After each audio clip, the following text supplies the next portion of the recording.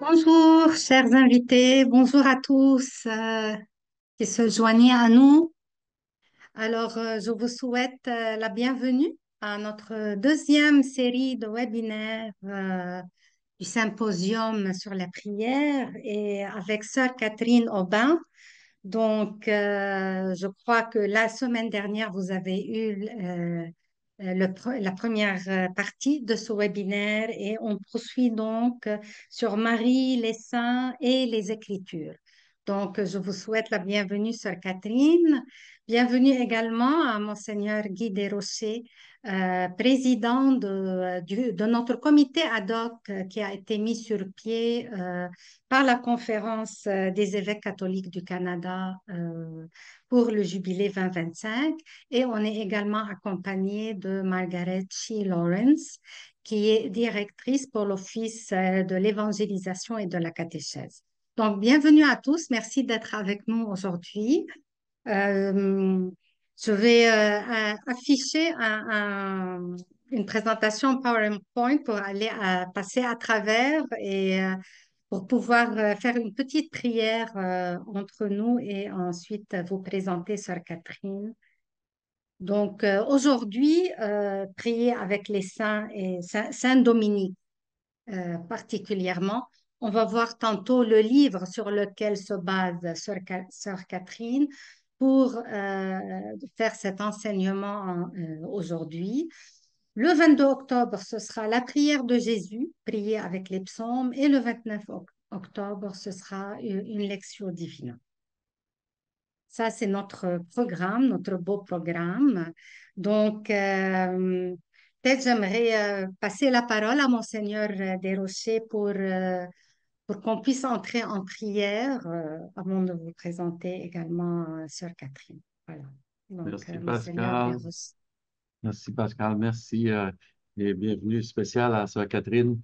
Alors, commençons, mes chers amis, avec la prière du jubilé. Disons-le ensemble au nom du Père et du Fils et du Saint-Esprit. Amen. Père céleste, la foi que tu nous as donnée en ton Fils Jésus-Christ, notre frère, et la flamme de la charité répandue dans nos cœurs par l'Esprit Saint, réveille en nous la bienheureuse espérance de l'avènement de ton royaume. Que ta grâce nous transforme en cultivateurs assidus des semences de l'Évangile qui féconderont l'humanité et le monde dans l'attente confiante des cieux nouveaux et de la terre nouvelle. Lorsque les puissances du mal seront vaincues, ta gloire sera manifestée pour toujours. Que la grâce du jubilé ravive en nous, pèlerins de l'espérance, l'aspiration au bien céleste et répandre sur le monde entier la joie et la paix de notre Rédempteur. À toi, Dieu béni dans l'éternité, la louange et la gloire pour les siècles des siècles. Amen. Amen. Au nom du Père, du Fils et du Saint-Esprit. Amen. Alors, Amen. bon webinaire à chacun, chacune. Merci beaucoup, Monseigneur Desrochers. Euh, Quelques mots sur Sœur Catherine. Si vous ne la connaissez pas encore très bien, Sœur Catherine est religieuse dominicaine de la congrégation romaine de Saint-Dominique. Elle est docteure en théologie spirituelle. Elle a enseigné à Rome dans plusieurs universités pontificales, soit la théologie spirituelle ainsi que la théologie sacramentelle. Et d'ailleurs, elle continue d'enseigner dans différents campus universitaires au Québec. Elle donne des retraites et des conférences, notamment dans le cadre du Centre dominicain d'éthique et de vie spirituelle, dont elle est d'ailleurs un des membres fondateurs. Et elle a écrit de nombreux livres sur la théologie de la vie spirituelle, dont Prier avec les cinq sens, on va les afficher tantôt en 2009, Les saveurs de la prière, édition Salvatore 2016, plus récemment Les maladies spirituelles, Mourir d'envie ou vivre d'amour. Et dernièrement, Où es-tu, Marie? Aux racines des Écritures pour trouver le sens de sa vie avec Marie. C'est par les éditions Novalis. Cela dit, Sœur Catherine va Voici les exemples dont j'ai nommé Prier Marie, cette maladie spirituelle, prier avec son cœur et les saveurs de la prière. Et notre rencontre aujourd'hui va être grandement inspirée du livre Prier avec son corps à la manière de Saint Dominique. Voilà. Hum. Et on retrouve ces ressources toujours sur le site web de la CCEC.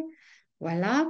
Donc, Sœur Catherine, sans plus tarder, j'arrête le visionnement et je vous passe la parole. Merci beaucoup. Merci beaucoup, merci à chacun et à chacune d'être là ce midi pour écouter pour rencontrer plutôt un saint, Saint Dominique et sa prière. Alors je commencerai par un témoignage personnel, à savoir que lorsque j'étais novice dans ma congrégation, il y a une trentaine d'années déjà, une sœur de ma communauté, tous les soirs, avant le 8 août, pour préparer la fête de Saint-Dominique, le 8 août, elle lisait le soir au complit une manière de prier de notre saint fondateur, Saint Dominique. Et j'avais à l'époque une vingtaine d'années et c'était la première fois que j'entendais la vie d'un saint par sa prière et ça a été un vrai coup de foudre qui ne m'a jamais quitté. Et de là est venue ma thèse de doctorat sur le rôle du corps dans la prière à partir des 9 manières de prier de Saint Dominique et de ce livre que donc j'ai écrit, Prier avec son corps à la manière de Saint Dominique. Et cette rencontre d'aujourd'hui sera justement l'illustration, la présentation de prier avec tout son être, parce que ça a révélé en moi la vocation profonde que j'ai, à savoir de prier et de faire aimer la prière. Alors, dans cette rencontre, eh bien, nous allons nous interroger sur comment prier aujourd'hui avec les 9 manières de prier de Saint Dominique, en commençant par présenter qui est Saint Dominique, pour insister ensuite sur tout ce que révèlent ces 9 manières de prier de Saint Dominique. Avant de vous avez vu que derrière moi, il y a déjà des images des 9 manières de prier, mais avant de vous les montrer, quelques petits mots sur Saint Dominique. Saint Dominique, c'est la même époque que Saint François d'Assise. Il est né, lui, en Espagne, Dominique de Guzman. Il est né à Calaruega. C'est un homme du Moyen Âge, un Espagnol. Ses parents décident qu'il soit prêtre et lui font étudier la théologie. Et après ses études, à 26 ans, Dominique rentre comme chanoine de Saint-Augustin, une vie plutôt cloîtrée. Et un jour, son évêque Diego lui demande de l'accompagner au Danemark, dans les pays du Nord, pour un voyage diplomatique. Et ça va être une révélation pour Dominique, parce qu'il va sortir de son cloître et il va être bouleversé par les souffrances qu'il va rencontrer tout au long de ce périple. Il décide ensuite, il a donc une trentaine d'années, il décide ensuite d'aller avec son évêque à Rome pour demander au pape de partir sur les routes, c'est-à-dire d'avoir une vie beaucoup plus moins cloîtrée, mais d'aller vers les autres. Le pape va accepter. On est dans les mêmes périodes, je le répète, de Saint François d'Assise, qui lui aussi sent cet appel à sortir des monastères pour aller vers les plus pauvres. Dominique, lui, veut partager les souffrances, les joies des personnes qui l'entourent, et il va passer près de 10 ans dans le sud de la France, dans la région de Toulouse, dans un tout petit village qui existe toujours, qui s'appelle Fangeau, à côté de Prouille, le premier monastère des sœurs dominicaines contemplatives. À 45 ans, dans les années 1215, il fonde une nouvelle communauté, une nouvelle façon de vivre l'Évangile, c'est-à-dire une communauté de prêcheurs au service de la parole de Dieu. Il meurt à Bologne, en Italie, à 51 ans, entouré de ses frères, derrière le nouvel ordre religieux qu'il vient de fonder, l'ordre des prêcheurs. Alors posons-nous maintenant cette question, mais d'où vient la prière de Dominique?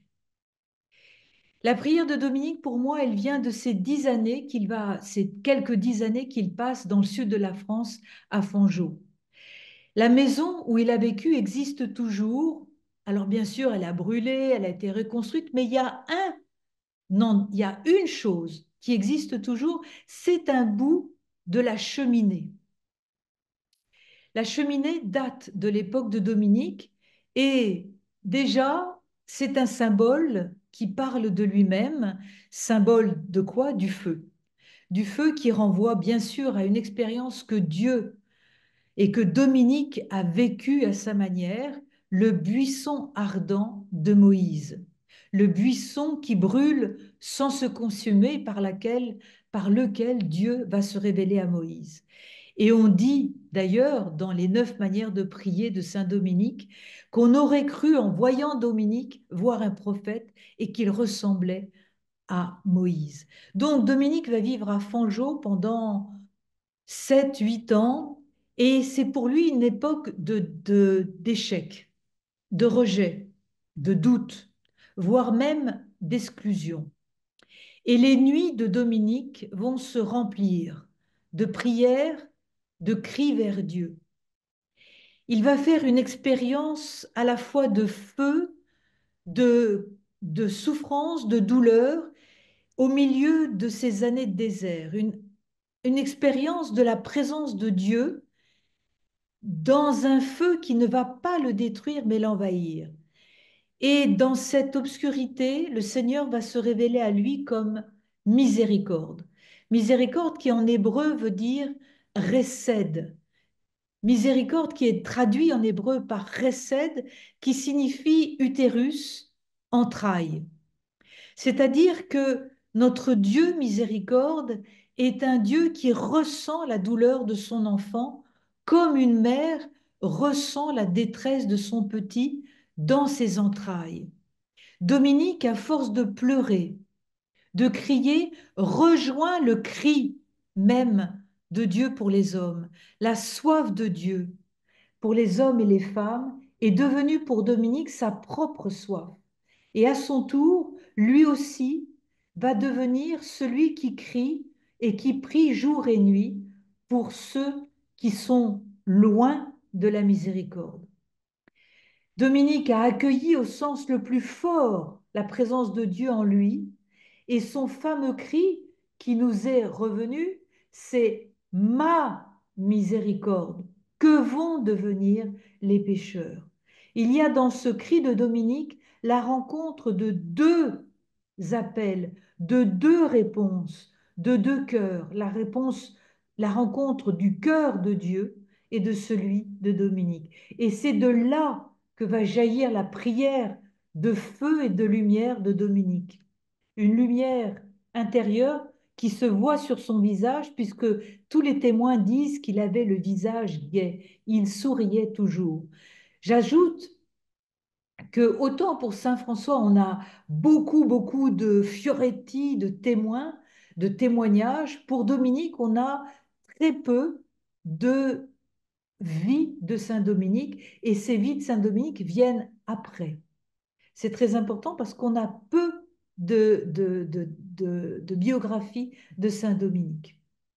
Alors, de ce cœur à cœur entre Dieu et Dominique, tout au long des années, va jaillir cette prière et va jaillir une prière vivante, une prière extraordinaire, une prière fascinante qui va avoir des caractéristiques que l'on va rencontrer dans le procès de canonisation qui va se tenir à peine 10 ans après la mort de Dominique dans les années 1235. Dominique meurt en 1221. Qu'est-ce que disent les témoins? Les témoins, c'est vous et moi qui avons été témoins de quelqu'un qui prie. Alors on vient nous voir et on nous dit, ben dites-nous un peu, est-ce que Saint Dominique priait? Alors tous les témoins disent oui, il prie, mais ils ne disent pas seulement cela, ils disent comment il prie. Et il y a plusieurs caractéristiques. Il y en a trois. Première caractéristique de la prière de Dominique, Dominique prie la nuit. On ne connaît pas de lit à Saint-Dominique quand il va aller de couvent en couvent, quand il va fonder son ordre. Alors, j'ajoute avec nuance que Dominique devait prier tard dans la nuit et s'endormir sur les marches de l'autel. Et quand les frères revenaient tôt le matin, vers 4 ou 5 heures du matin, ils le voyaient revenir, se réveiller pour de nouveau prier avec ses frères. Première caractéristique, il prie jour et nuit. Deuxième caractéristique, il pleure. Dominique est un homme qui pleure et qui pleure abondamment. Il ne pleure pas le jour, il pleure la nuit et on entend ses larmes, on entend ses plaintes et ses gémissements. Il prie aussi beaucoup pendant la messe, pendant l'Eucharistie. Il est touché en son cœur de componction. C'est la deuxième caractéristique de la prière de Dominique. Et enfin, la troisième caractéristique qui nous intéresse aujourd'hui, Dominique prie avec tout son corps. Ses bras, ses jambes, ses oreilles, sa langue, sa bouche, ses yeux. Les témoins le regardent pendant des jours et des jours, des nuits entières, et ils vont être fascinés par une prière tellement vivante, tellement dynamique, tellement plein d'élan. Et c'est de là que va naître le manuscrit des 9 manières de prier de Saint Dominique. On disait de Dominique qu'il ne parlait que de Dieu et avec Dieu. Alors comment se présente ce livret?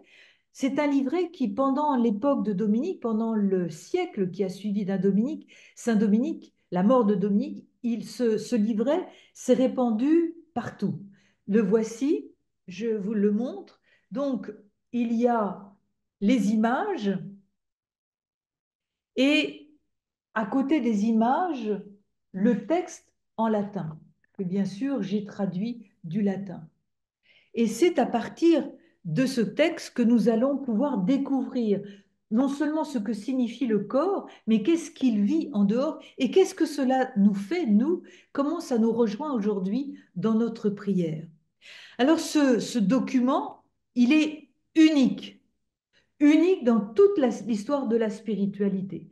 C'est un document exceptionnel, sans équivalent. Nous n'avons pas d'autre témoignage d'un saint qui raconte sa vie par sa prière. C'est un document qui a une finalité pédagogique pour justement que nous apprenions à prier de cœur et de corps. Alors, je vais passer maintenant au diaporama.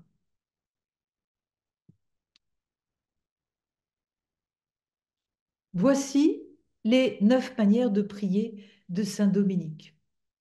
Posons-nous cette question en voyant ces images. Que voit Dominique? Dominique, c'est avant tout un voyant. C'est quelqu'un qui voit au-delà. Il voit au-delà de ce qui est représenté sur ces figures. Il voit le Christ. Alors vous avez remarqué que sur toutes ces figures, il y a au centre le Christ, sur un crucifix qui n'est pas mort. C'est un Christ vivant, les yeux sont ouverts, de son côté, de ses mains et de ses pieds jaillissent le sang, rien de dramatique, le sang signifie la communication de la vie et du salut offert par le Christ, la libération. Donc Dominique est fixé sur le Christ. Son regard est fixé sur celui qui est fixé sur la croix. Saint Dominique, il est mu par son regard intérieur, par les yeux du cœur, par sa ferveur. Il voit par le dedans le Christ. Et à chaque manière de prier, il va voir au-dedans de son cœur, avec les yeux du cœur, une scène de la vie du Christ qui va l'amener à répondre par un geste. Donc, les 9 manières de prier que vous voyez en ce moment ne sont pas un traité pour apprendre des gestes ou des modalités de la prière. Les 9 manières de prier sont un enseignement qui nous ouvre les yeux sur une réalité invisible, la vie du Christ en nous, pour nous. C'est un parcours qui doit nous vivifier et nous ouvrir le cœur. Jésus, c'est d'abord le chemin de Dieu vers l'homme. Et c'est lui qui interpelle Saint Dominique, qui répond par des gestes de son corps. Pour la première manière de prier,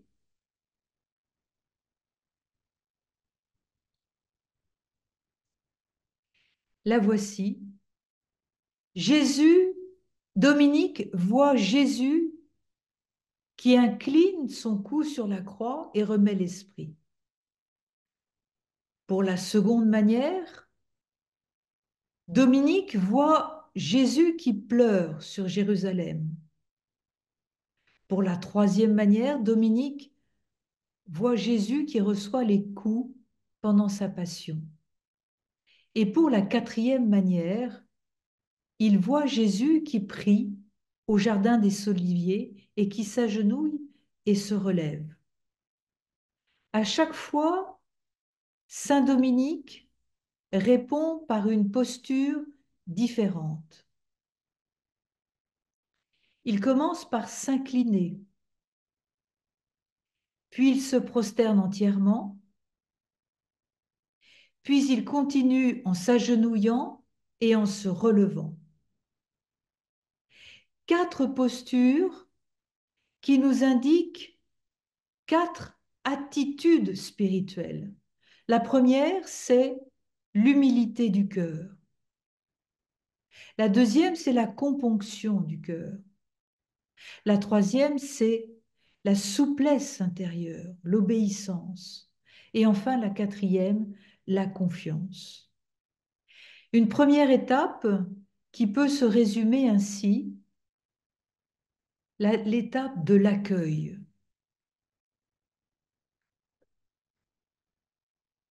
L'accueil. L'accueil qui comprend l'accueil de ses limites, l'accueil de Dieu qui vient habiter un cœur qui s'ouvre. Alors je reprends encore ces 4 manières parce que pour ceux et celles pour qui c'est la première fois qu'elles les voient, c'est important de bien être attentif à ces 4 manières. La première manière, c'est donc l'inclination. Saint Dominique, c'est celle-ci. Saint Dominique s'incline devant l'autel où le Christ est vivant, sur la croix. La deuxième manière, c'est la prosternation. Dominique est allongé de tout son corps sur le sol et il pleure. Il vit intérieurement la componction du cœur. Son cœur est transpercé par la conscience de son péché. Dans la troisième manière, Dominique se donne la discipline à genoux et son désir est d'être conforme à la passion du Christ. Pour la quatrième manière, Saint Dominique s'agenouille et se relève. Et survient en lui, dit le texte, une grande confiance en la miséricorde de Dieu pour lui et ses frères prêcheurs. Donc, vous voyez, dans les 4 manières, dans ces 4 premières manières, le corps de Dominique est dirigé vers le sol. Dans la première, son dos est incliné vers le sol. Dans la deuxième, son corps est totalement allongé sur le sol. Dans la troisième et la quatrième, ce sont ses genoux qui touchent. Or, la terre, c'est le lieu d'où nous venons. La terre, c'est le lieu de nos origines et c'est aussi le lieu de nos limites. Donc, il y a avec ces 4 manières gestuelles et corporelles 4 dispositions correspondantes. L'humilité, la componction, la discipline et la confiance. Des dispositions intérieures qui reconnaissent une dépendance, une primauté envers Dieu. Alors on peut, comme je vous le disais, regrouper ces 4 manières autour d'une attitude, l'accueil de sa condition de créature devant Dieu. L'accueil de Dieu comme créateur et sauveur, l'accueil de ses limites devant celui qui est infini. On peut aussi entendre le Seigneur nous dire, libère-toi de toi-même, je t'accueille comme tu es. Nous allons continuer avec la cinquième, la sixième et la septième manière de prier. Les trois manières suivantes, les voici, forment la deuxième étape de ces 9 manières. Au cours de la cinquième, de la sixième et de la septième manière, Dominique se tient debout. Son corps comme son cœur se dresse tout entier, droit, devant le Seigneur. Sa prière et son attitude intérieure sont soutenues par des positions différentes des bras et des mains. Dans cette deuxième étape, Dominique est debout. Il voit dans la cinquième manière ici Jésus à la synagogue qui est en train d'ouvrir le rouleau et qui est debout en train d'expliquer les Écritures. Dans la sixième, Dominique voit Jésus sur la croix ressuscité qui donne la vie. Et enfin, dans la septième manière, Dominique voit Jésus à la droite de son Père. Dominique répond à cette vision intérieure par des attitudes, de gestes différents. Il les replie, il tient les mains sur son visage, ou bien il les étend largement en forme de croix. Il élève les 2 bras vers le ciel. Et ces gestes correspondent ou bien à l'écoute de la parole, ou bien à la volonté de s'identifier au Christ, et enfin à une instante supplication. Il est dans la cinquième visité par la parole, il est dans la sixième visité par la résurrection du Christ, et dans la septième, il est visité par l'Esprit Saint. Reprenons ces 3 manières. Cette cinquième manière, Dominique est représenté 3 fois, avec trois attitudes de gestes et de mains différentes. Il est, dit le texte, debout, sans s'appuyer à quoi que ce soit, à la manière d'un prophète ou de Jésus lui-même. Son attitude est celle de la résurrection, debout, surgéré, surexcite. Il est ressuscité. Il est debout dans son corps, il est debout dans son cœur. Ses bras et ses mains manifestent l'écoute de la parole, puisqu'on dit dans le texte qu'il écoutait une parole qui venait d'autre part. Progressivement, il se tait pour écouter et se laisser saisir par celui qui lui parle à travers les Écritures. Puis ses bras s'ouvrent majestueusement dans la sixième manière pour imiter le Christ qui a donné sa vie pour nous. Son geste signifie la vie donnée par le Christ et la vie reçue, geste du crucifié ressuscité qui donne à Saint Dominique, c'est marqué dans le texte, de redonner la vie à un jeune qui était tombé de cheval et qui redonne la vie à des pèlerins anglais qui allaient à Saint-Jacques et qui étaient en train de se noyer dans la Garonne. Septième manière, c'est le grand moment de ces 9 manières. Les mains sont jointes. Je m'excuse, je vais simplement une seconde.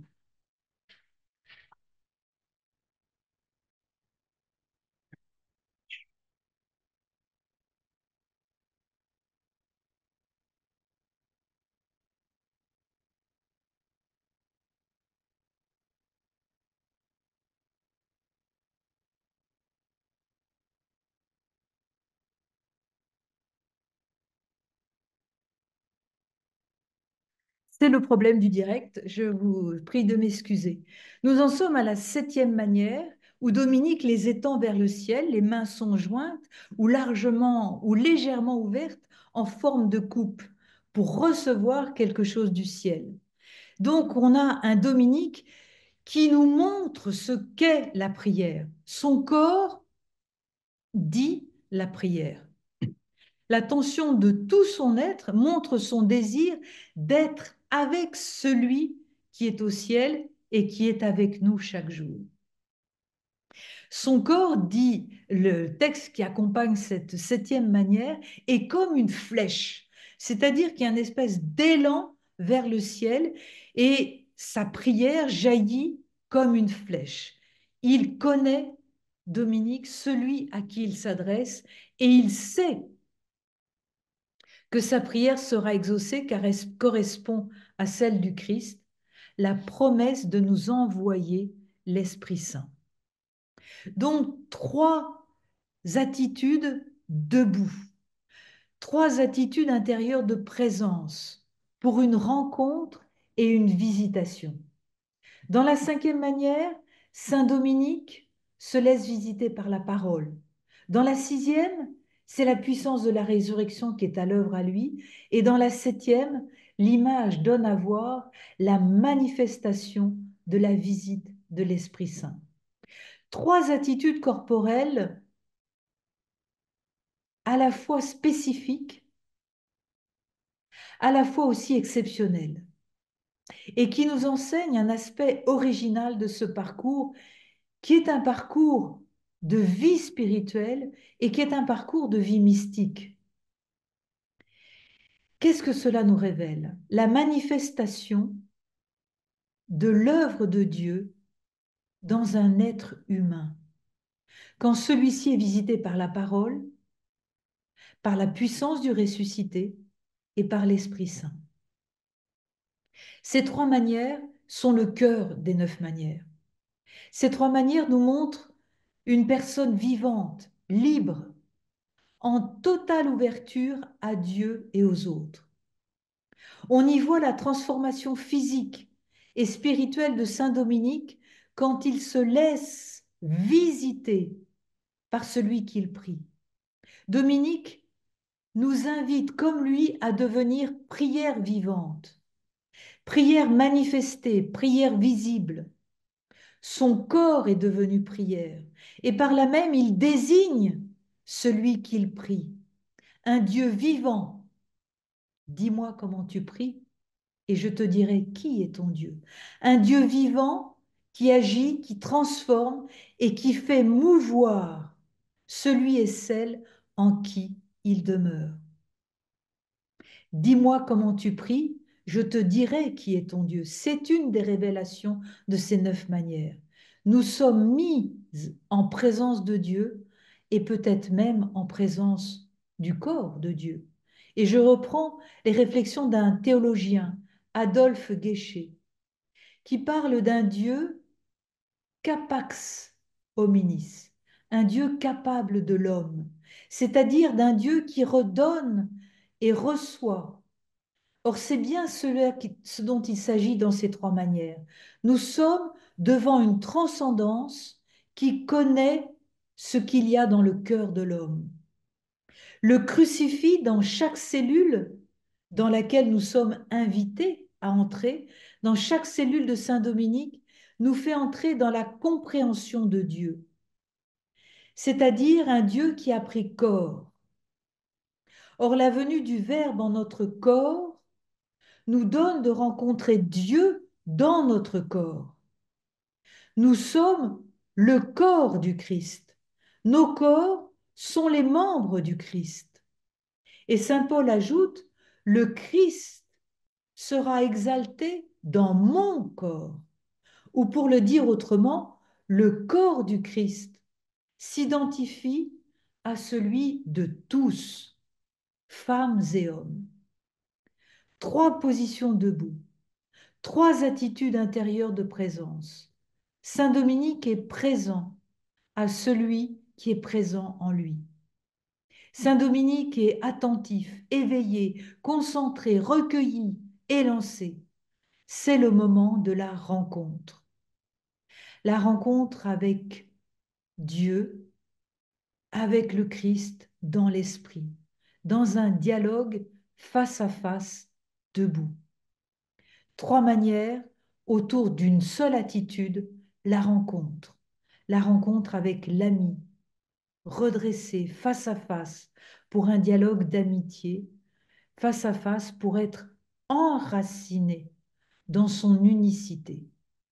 Trois attitudes et pour entendre le Seigneur nous dire, tu es mon ami, entre dans mon intimité. Et enfin, les deux dernières manières de prier.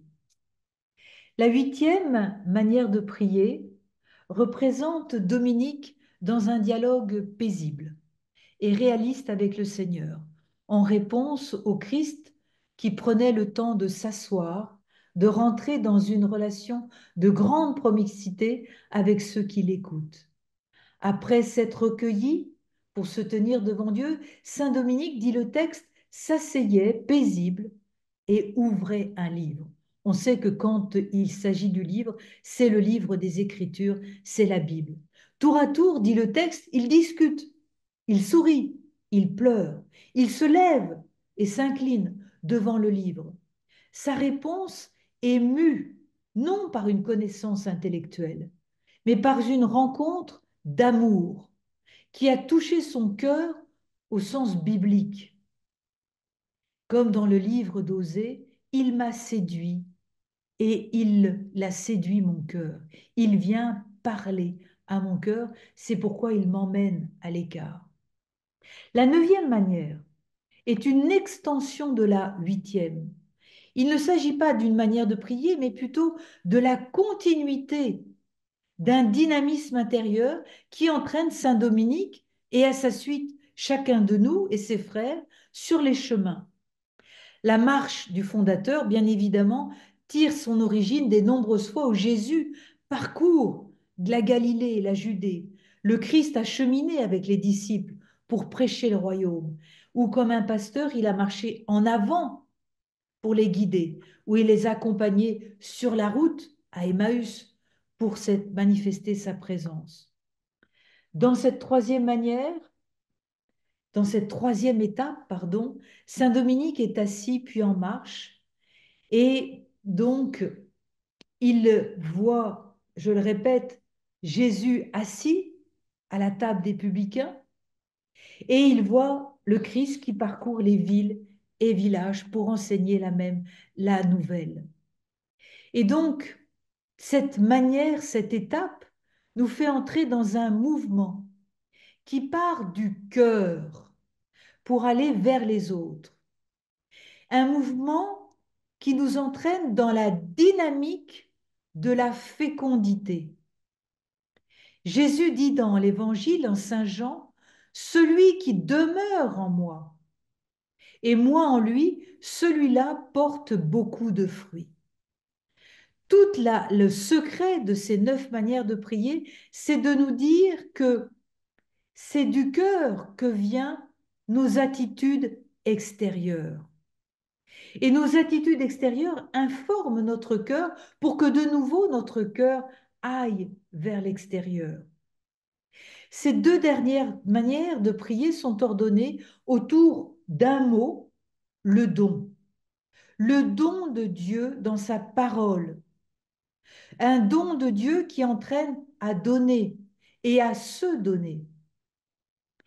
Le don, c'est la troisième étape, et entendre le Seigneur nous dire « Sois fécond, car je suis ta source. » Donc, les 9 manières se divisent autour de 3 étapes. La première étape, ce sont les 4 premières manières, l'accueil. La deuxième étape, où on voit Dominique debout, c'est l'étape de la rencontre, du face-à-face. Et enfin, la troisième étape, c'est l'étape du don. Et c'est une façon donc d'entendre le Seigneur nous dire « Je te reçois tel que tu es, accueille-moi. » La deuxième étape, tu es mon ami, entre dans mon intimité. Et enfin, la troisième étape, le don, sois fécond, car je suis ta force. Donc, 9 attitudes, comme les 9 mois d'une femme enceinte, 9 attitudes, 9 attitudes intérieures, 9 9 postures gestuelles qui transmettent un enseignement spirituel, celui d'être enfanté, celui de la naissance de Dieu dans le cœur, ou encore la découverte de l'intériorité chrétienne par la découverte et la contemplation du corps du Christ. Alors, comment pratiquer cette pédagogie de la prière? C'est la grande question. D'abord, posons-nous la question, comment l'être humain est-il présenté dans la Bible et surtout dans les psaumes? Jamais il n'y a de concept intellectuel dans la Bible. On ne présente pas l'homme avec des grands concepts, pas du tout. Écoutons les psaumes. Par exemple, le psaume 17. Seigneur, tu sondes mon cœur. Ma bouche n'a point péché. Et mes pieds ne trébuchent pas. Ou encore le psaume 55, pour désigner un ennemi. L'ennemi, c'est celui qui étend les mains contre les alliés. Sa bouche est plus onctueuse que la crème. Et enfin, son cœur fait la guerre. Psaume 55. Ou encore le psaume 138. Je te rends grâce de tout mon cœur. Tu as entendu les paroles de ma bouche. Je me prosterne, donc avec tout mon être, vers ton temple sacré. Quatrième façon encore de parler de l'homme dans le livre des Proverbes au chapitre 6.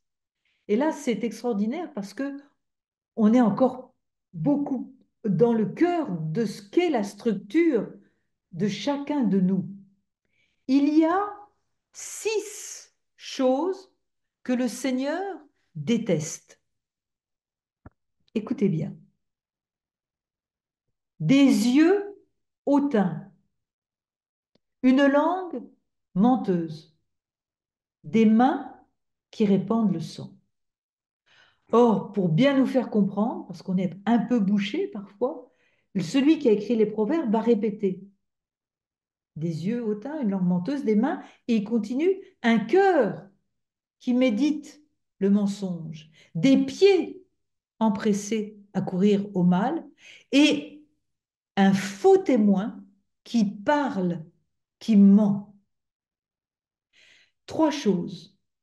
Les yeux qui correspondent au cœur, la bouche et la langue qui correspondent aux oreilles, et enfin les mains avec les pieds. Ce qui veut dire quoi? Que le cœur et les yeux, la langue et les oreilles, les mains et les pieds ne renvoient pas à des organes corporels, mais à 3 fonctions humaines dynamiques. Le cœur, c'est l'intention profonde, l'intériorité, le dedans. La bouche, la langue et les oreilles, c'est l'expression parlée, la communication avec les hommes et avec Dieu. Et enfin, les mains et les pieds, c'est la réalisation concrète. Chacun de nous, nous exerçons notre vitalité sur ces 3 plans. Et cette cohésion, cœur, main, bouche, est facteur d'équilibre, facteur d'unité. Alors regardons un peu plus près. Le cœur. Le cœur, c'est toute la personnalité consciente, intelligente et libre. C'est l'intérieur de l'homme, son lieu caché, son intimité, sa liberté aussi.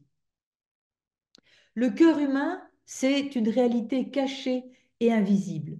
Mais comment est-ce qu'on va parler du cœur dans la Bible? Par son correspondant, ce sont les yeux.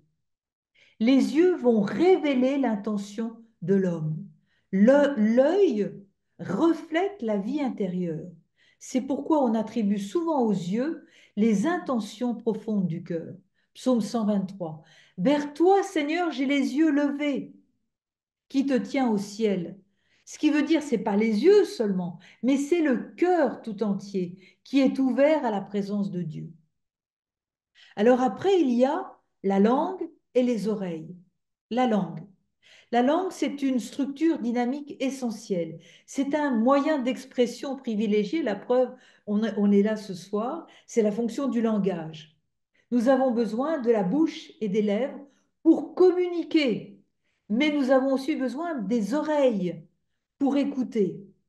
Par la langue, nous échangeons et de ce fait, nous transmettons les intentions secrètes du cœur. Le Proverbe chapitre 10, la bouche du juste exprime la sagesse. La langue perverse sera coupée. Le correspondant de la parole, c'est l'ouïe, car le langage est destiné à être entendu. L'oreille, dans la Bible, symbolise l'écoute, mais surtout le discernement. L'audition de la parole, on le voit dans toute la Bible, modifie le comportement tout entier. Écoute Israël. Deutéronome 6, chapitre 6, verset 4. Écoute Israël. Ce qui veut dire que notre Dieu est un Dieu qui nous parle. Écoute.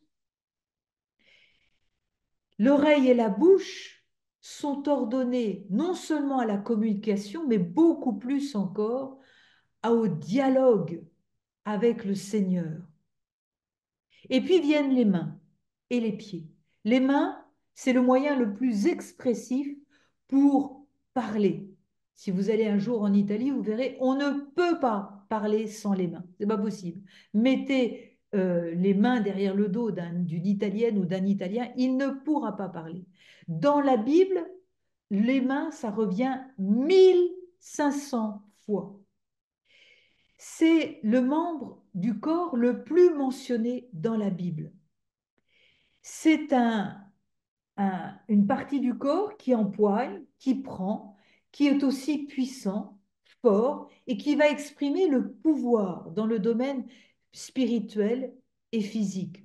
On représente pendant 10 siècles le Père, Dieu le Père, par la main. C'est le symbole de la création, c'est le symbole de celui qui nous soutient, qui nous guide. Le pied, dans la Bible, est employé pour quoi? Pour signifier la façon dont l'être humain se conduit dans la vie et le chemin qu'il suit. Par exemple, les expressions aller, marcher, voyager s'emploient au sens métaphorique comme se conduire, se comporter, vivre. C'est pourquoi on a le thème des deux voies. L'homme qui écoute marche dans ses voies.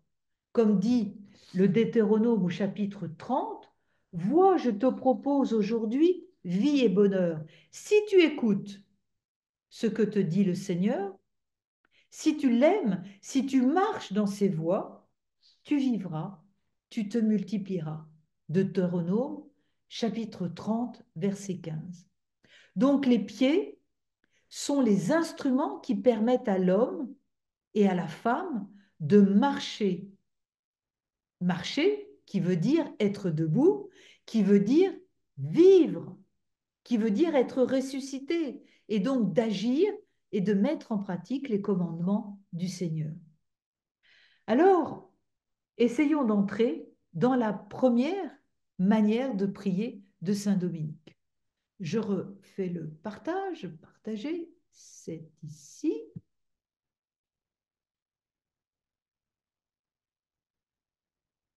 Regardons cette première manière.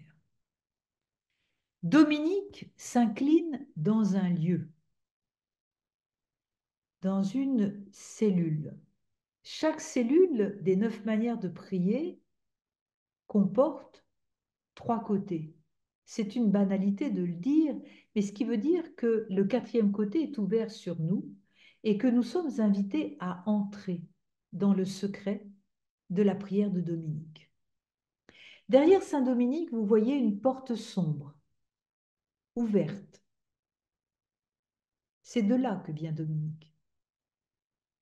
Cette porte sombre et ouverte, c'est comme une matrice qui va mettre au monde. C'est comme pour un commencement nouveau, une attitude nouvelle.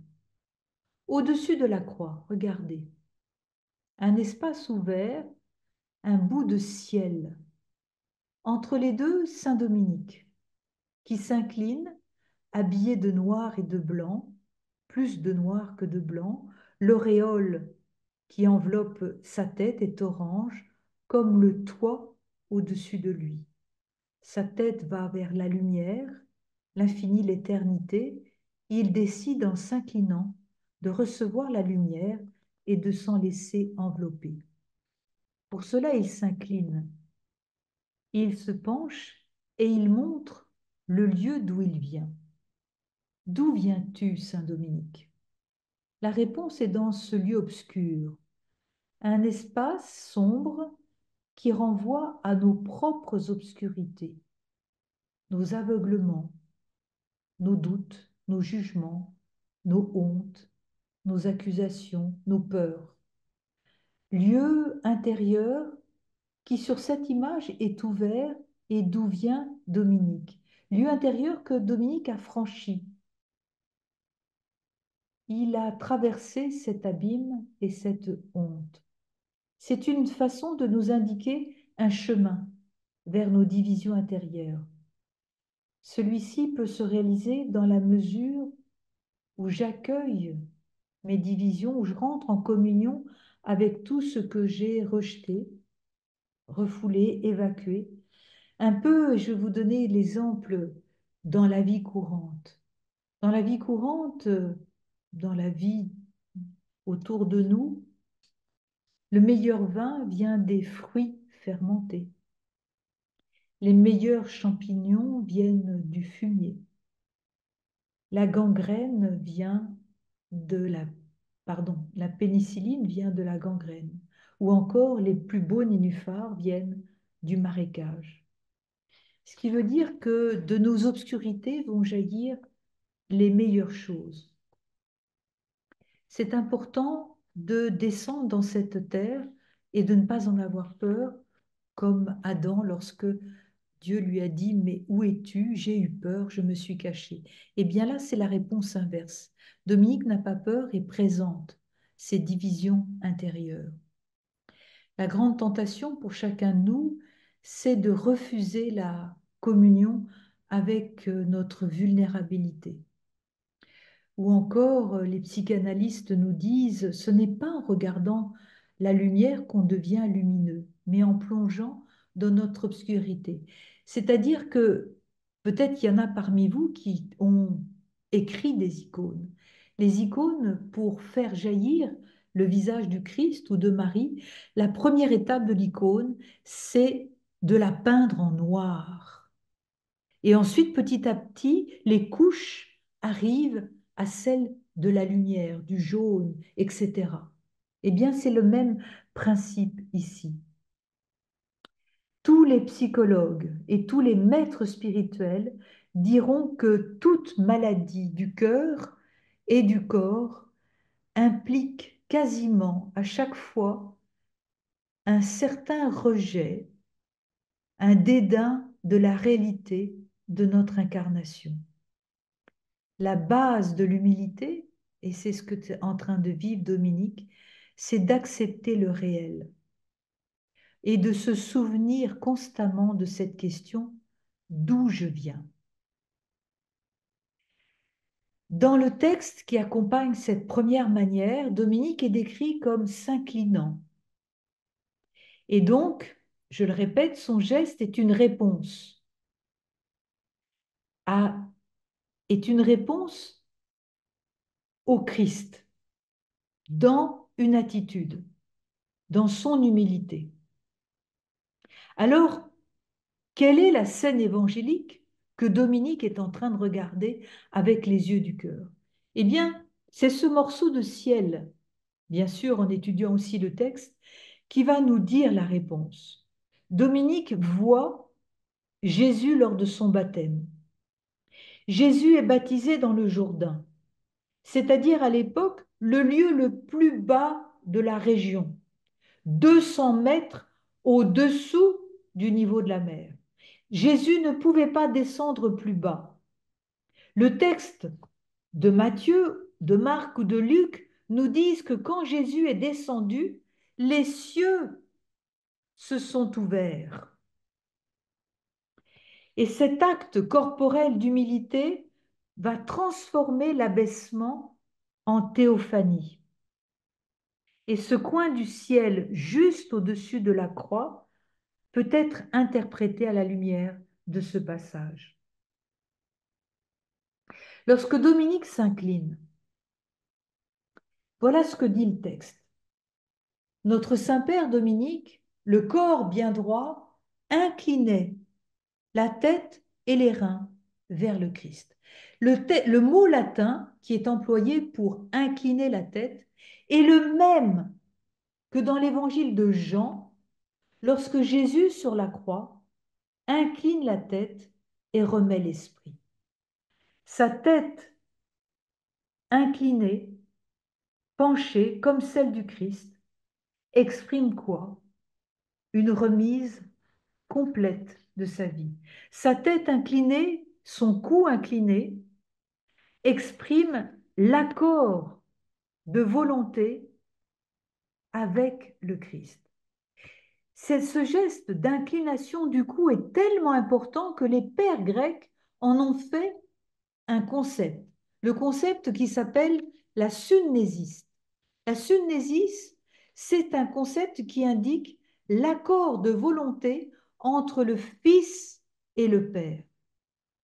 Et Dominique, en reprenant cette inclination du cou, manifeste cette humilité et cet accord de volonté. Le cou, parce que ça va nous renvoyer à notre corps, à nous. Si vous êtes derrière l'écran, je vous propose de toucher votre cou. Ce cou, c'est ce qui réunit la tête avec le tronc. Le cou, si on nous le coupe, on nous coupe la vie. Si on nous coupe la main, ce n'est pas le cas. Le cou commande tout. Les nerfs du cerveau, du cœur, du foie. Le cou, c'est le chemin par lequel se manifeste et passe la vie. Dans les icônes, encore une fois, le cou de Jésus est très fort parce que justement, c'est par le cou qu'il va nous souffler l'Esprit Saint. Alors, regardons les symboles du cou dans la Bible. C'est d'abord le cou un lieu d'honneur et de reconnaissance. On le voit dans le livre de la Genèse.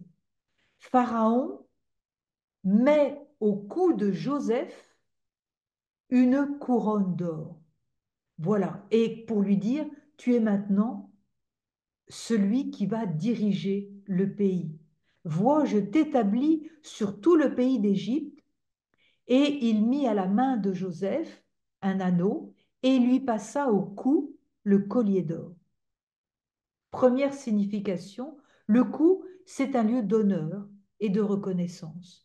Le cou, dans la Bible, c'est aussi un lieu de pardon et de compassion. Joseph, toujours dans le livre de la Genèse, alors qu'il est reconnu par ses frères, Joseph se jette au cou de son jeune frère Benjamin et il pleure.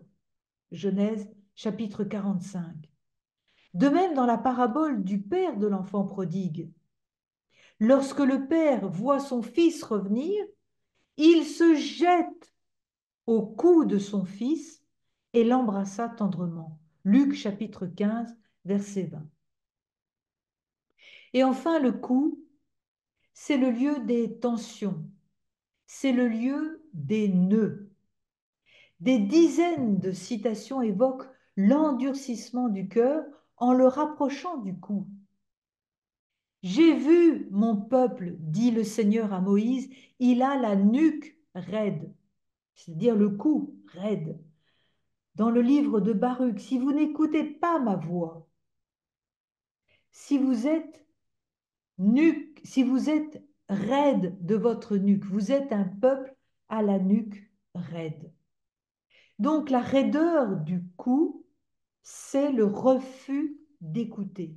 C'est le refus de mettre en pratique une parole qui vient d'un autre. C'est une parole, c'est une disposition, la nuque raide, contraire à l'humilité. C'est une disposition d'orgueil. Par contre, un cou qui s'incline, un cou qui se penche, manifeste un cœur qui écoute. Par opposition, un cou raide refuse d'obéir et d'écouter. Bien évidemment, tout ceci au plan symbolique, au plan métaphorique, parce que peut-être que parmi vous, il y en a qui se disent « Ouh, ben moi je suis raide, est-ce que ça veut dire que je refuse d'écouter ?» Non, c'est une façon de nous dire ce qui se passe au-dedans de nous. Alors posons-nous la question, pour justement se laisser rejoindre par cette première manière. Où sommes-nous quand notre cou est souple intérieurement? Et je vous propose de faire cette expérience ou de vous remémorer cette expérience. Quand nous tenons un bébé dans nos bras, qu'est-ce que nous disons? Nous disons en général « Oh, je fonds devant ce bébé ». Un bébé tenu dans les bras fait tomber les murs de défense et nous renvoie à notre grande fragilité, à notre vulnérabilité. Aucun de nous n'a peur devant un nourrisson.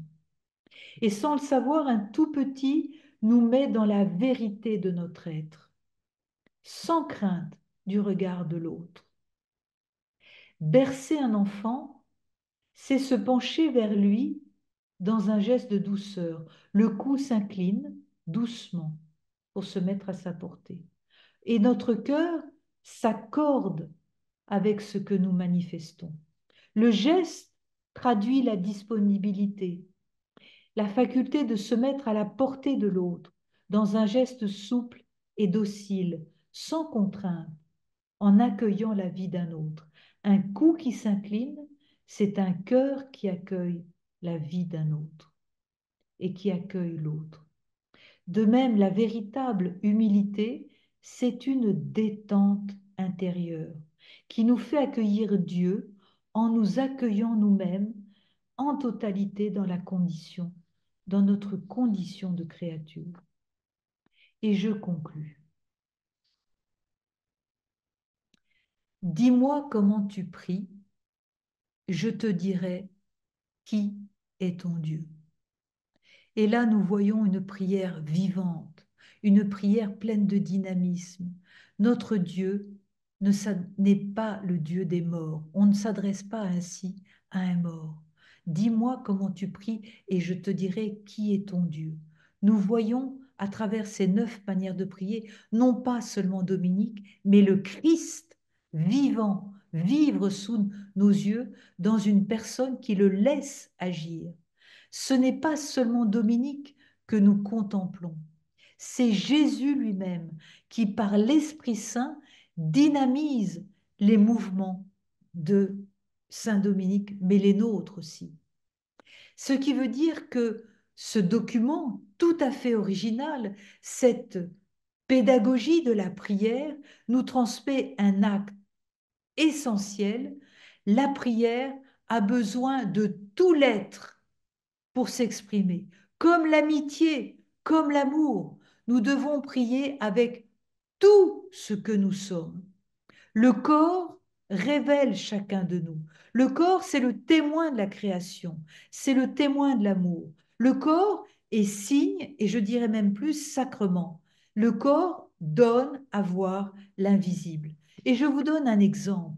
L'exemple de Edith Stein, cette femme juive qui, avant d'être convertie et d'entrer dans le Carmel, a d'abord cherché. Elle a cherché qui pouvait la rejoindre, ce Dieu qui pouvait la rejoindre. Et avant sa conversion, elle raconte cet épisode très banal. Elle entre dans une cathédrale, la cathédrale de Munich. C'est la première fois qu'elle entre dans une cathédrale. D'habitude, elle entre dans une synagogue, où là, il y a des offices, ou bien elle rentre dans le temple avec des protestants. Et là, elle rentre dans une cathédrale. Et dans un respectueux silence, qu'est-ce qu'elle voit? Une vieille femme entrer avec un panier de commission.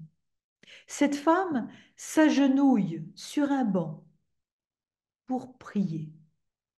Et voilà ce que dit Edith Stein. Ce fut pour moi quelque chose de totalement nouveau. Dans les synagogues, dans les églises protestantes dans lesquelles j'étais allée, les gens ne venaient que pour les offices religieux. Mais ici, dans cette cathédrale, il arrivait n'importe qui, au milieu de son quotidien, dans une église vide de monde, comme pour un dialogue confidentiel. Je n'ai jamais pu oublier cela, dit Edith Stein. Qu'est-ce que cette personne anonyme a offert? Elle a offert, par son corps agenouillé, l'intensité de sa prière. Sa prière s'est manifestée de façon gratuite par une simple opposition de corps, l'agenouillement. Et dans cette manière, cette femme a traduit l'expérience d'une relation vivante avec celui qu'elle désignait par son agenouillement. Alors, si Edith Stein s'est souvenu avec autant de force de cet épisode, c'est parce qu'il a laissé dans la mémoire de son cœur l'image vivante d'un être qui, dans son cœur et dans son corps, manifestait la volonté de s'approcher de Dieu et rendait visible son dialogue d'amitié avec lui. Le corps donne à voir l'invisible. Le corps contient la réalité spirituelle de chacun de nous. Et celui-ci l'exprime naturellement par des attitudes et des gestes et par les traits de notre visage. Donc chaque manière corporelle déploie une attitude spirituelle. Et inversement, l'attitude spirituelle a besoin d'une expression corporelle pour s'exprimer. Les gestes donnent figure à ce qui est caché. Ils illustrent les mouvements du cœur. Je conclus. Il n'est pas question d'apprendre des gestes pour prier. Il n'est pas question d'apprendre une technique ou de faire un exercice. Il est question dans cette pédagogie de la prière, des 9 manières de prier, d'en rentrer en soi-même, comme l'enfant prodigue de la parabole, c'est-à-dire d'entrer dans un chemin d'intériorité, où le corps va être une aide précieuse dans cette pédagogie. Il nous faut aller du corps au cœur et du cœur au corps. Et c'est à partir du cœur, du centre du profond de nous, que la vie de Dieu va se déployer en nous. Suivre les 9 manières de prier, c'est être enfanté par Dieu. Cette pédagogie est un enfantement à la vie de Dieu en nous. Parcourir ces 3 étapes, l'accueil, la rencontre, le don, c'est se laisser transformer. C'est se laisser unifier pour devenir de plus en plus à l'image et à la ressemblance de Dieu.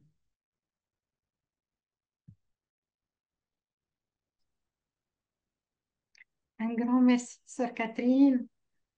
Votre entretien lui-même était brillant. Ça m'a fait penser à mon propre parcours de gestuelle. Puis je dirais que j'ai réalisé de moi-même que il y a peut-être une quinzaine d'années, quand je priais le Notre Père, j'avais les mains ouvertes de façon plus étroite. Elles étaient collées à mon corps et plus j'approfondissais ma relation avec Dieu au courant des années, plus mes mains s'élargissaient et s'élevaient. Et voilà, donc ça a trouvé redondance en moi, résonance en moi.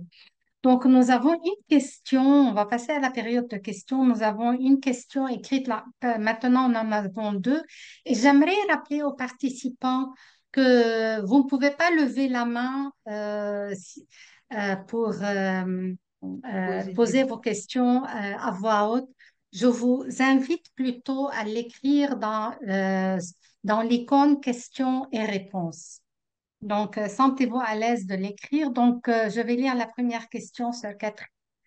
C'est Madame Yasmine Cajus qui dit, ces étapes et postures gestuelles sont décrites par Dominique lui-même ou le résultat d'une interprétation de son cheminement spirituel? Est-ce une construction progressive ou un texte provenant d'un seul? Alors, les 9 manières de prier sont un témoignage. En fait, c'est le témoignage des frères qui ont vu, c'est pas la construction de Saint-Dominique, je le répète, Dominique n'a pas laissé de testament, n'a rien laissé, si ce n'est les constitutions de l'ordre des prêcheurs, qui sont tellement fameuses que les constitutions des États-Unis ont repris des idées des constitutions dominicaines. Ça, c'est le grand chef-d'œuvre de Saint-Dominique. Mais Saint-Dominique n'a rien laissé. Et ce sont les frères, les premiers témoins de la prière de Dominique, c'est-à-dire d'un homme qui priait tout le temps et qui la nuit se laissait aller à des gestes différents pour manifester sa prière. Donc ce n'est pas le résultat d'une construction. Si c'est une construction, c'est la construction de ceux qui l'ont mis en forme en sachant qu'il y a un début et une fin. La progression, elle obéit effectivement à une évolution spirituelle. On commence par l'humilité et on termine par la prédication. Oui, mais ce n'est pas le cheminement de Dominique. C'est quelque chose que les frères ont mis en forme. Merci. Merci, sœur Catherine. La deuxième question provient de Monsieur Emilio Vello qui dit merci beaucoup, sœur Catherine, très intéressant. J'ai une question. Lors des soirées de louange, plutôt charismatiques, les gens bougent leurs bras et leurs jambes pour louer Dieu, accompagnés bien sûr des paroles et des chants. En gardant les distances, peut-on voir une base ou justification de cette manière de prier dans la prière de Saint-Dominique?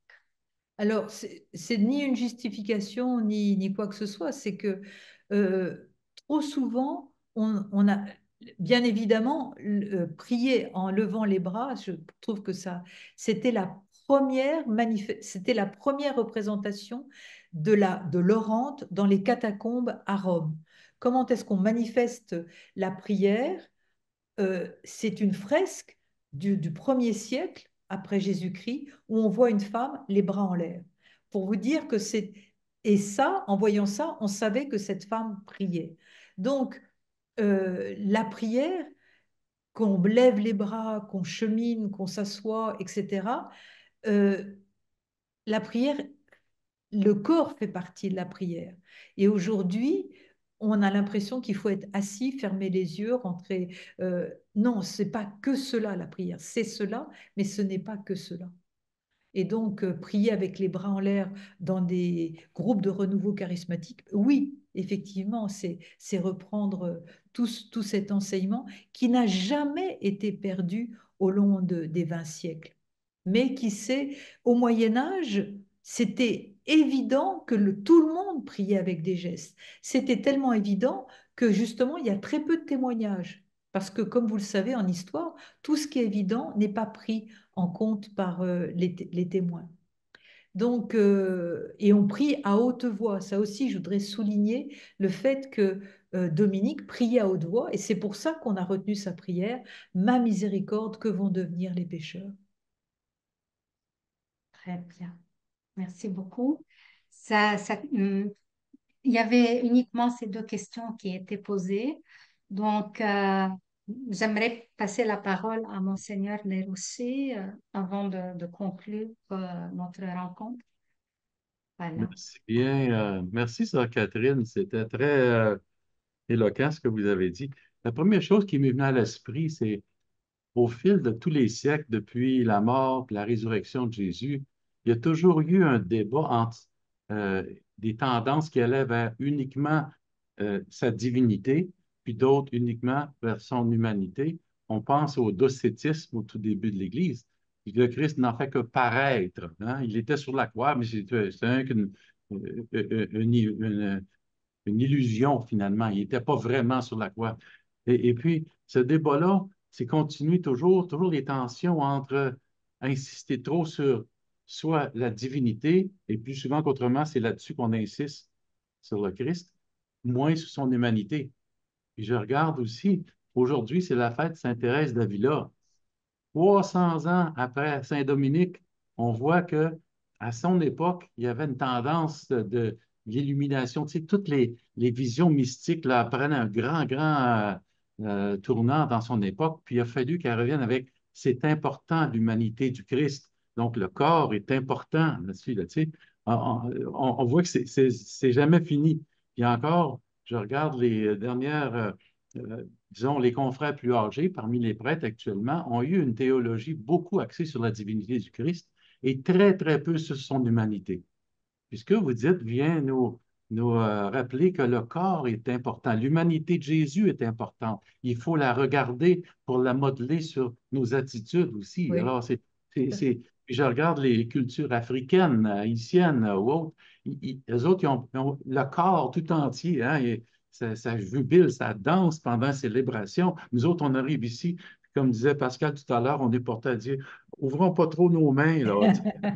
On a une culture, on a un pays, un continent plus froid, hein. On connaît le froid de l'hiver, puis on est porté à être plus froid aussi dans nos gestes, on est limité.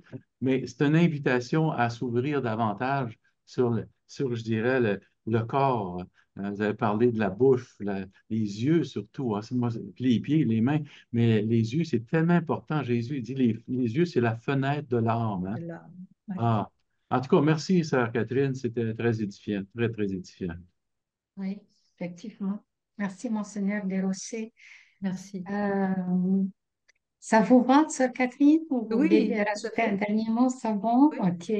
Donc, merci à la soixantaine de participants là qui êtes là aujourd'hui. Merci beaucoup pour votre présence. Et donc, notre prochain rendez-vous est la semaine prochaine, même heure.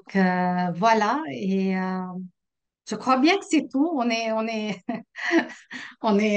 comme on dit, ponctuel. Tout va bien. Alors, merci et on va continuer à prier. Merci à tous. Au revoir.